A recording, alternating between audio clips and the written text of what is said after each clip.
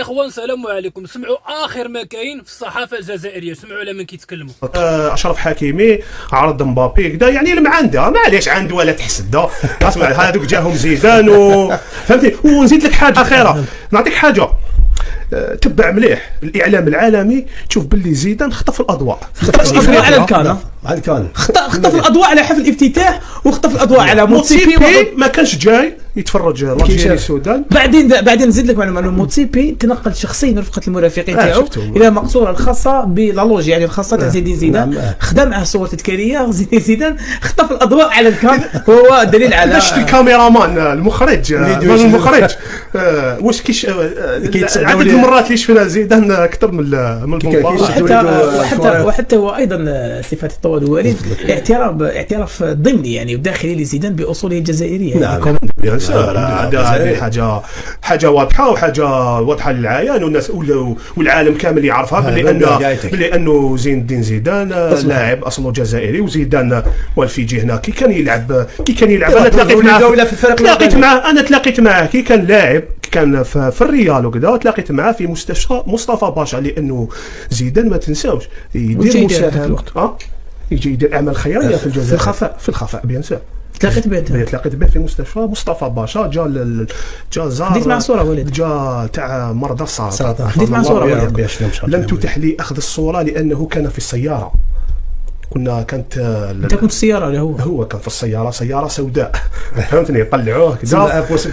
شوف نتمنى نتصور معاه اي واحد يشوف هذو لي ستار، هذو لاعبين اساطير، هذو النجوم يتصوروا معاه، يعني تخطف اللحظه تاعك، فاهمني. باش كنا نهضروا على الجمهور، قلنا الجمهور لا يلام ايضا كي يشوف لاعب، لكن حنا على كل حال حنا كاعلاميين ولا والف نشوفوا اللاعبين كذا تعودنا. لكن كي تشوف كي تشوف زيدان ولا ميسي ماشي كل يوم تشوفوا قدام.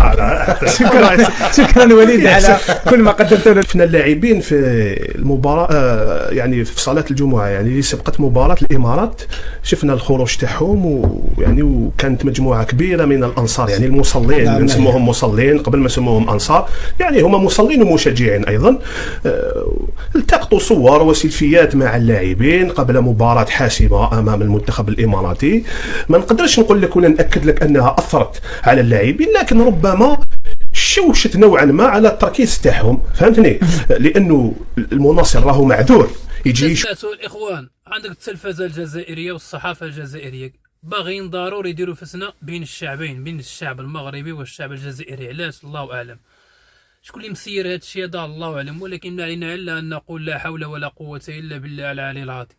والله العظيم لا هادشي رجعنا كنشوفوه في التلفازه.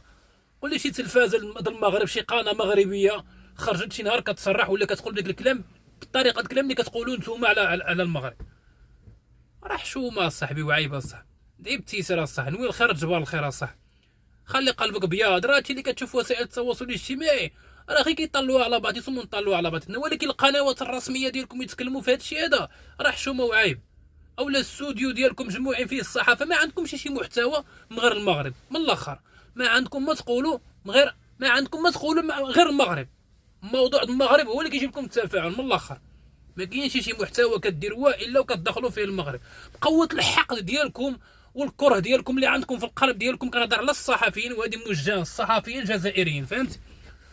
الرايه المغرب ما قدروش يعملوها. منتخب ديال مالي لاعب مع المنتخب المغربي، عاملين الرايه ديال مالي، ما عاملينش منتخب، ما عاملينش الرايه المغرب. علاش؟ حقدا والكره اللي فيكم.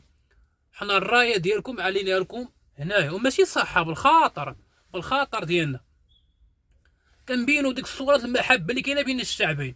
اما الكبرانات اللي عندكم تما، اما ديك الطبقه ديال بونيف، من الاخر، وديك الكبرانات هادوك عندنا معاهم راي اخر. اما الشعب ديالكم مرحبا به على الراس وعينها، هما هنايا كيتفرجوا في باراديس ونتلاقاو ونتعاملوا معاهم كما احنا مغاربه، هما في الجزائر كيتعاملوا معاهم الشعب. ولكن نتوما يا تربيه الكبرانات لا حول ولا قوه الا بالله العلي العظيم. ما عرفناكمش فين رادعين، من بلاصه اللي رضعتوا منا ما عرفناهاش فين هي. صح، العفو منكم والله الا العفو. هذا راه الحقد والكره اللي جاري في الدم ديالكم. ولكن داكشي اللي باغيين توصلوا له، وداكشي اللي باغيين يوصلوا له الكبرانات ديالكم، ما غيوصلولوش بجهد الله سبحانه وتعالى. خصكم تربيوا الحقد لا والو. حنا كنبقاو خوت جمعنا الاسلام، واخا ديروا اللي درتوا وتسمعوا في وسائل التواصل الاجتماعي اللي سمعتوا، اللي في القلب كيعلم بها الله سبحانه وتعالى. ولكن ديك طبقات بونيف والكبراناس ما تفرح لهمش بزاف. الله يدير شي تعاود الخير الاخوان، والله يسهل على الجميع، والله يهدينا ويهدي الجميع. السلام عليكم ورحمه الله.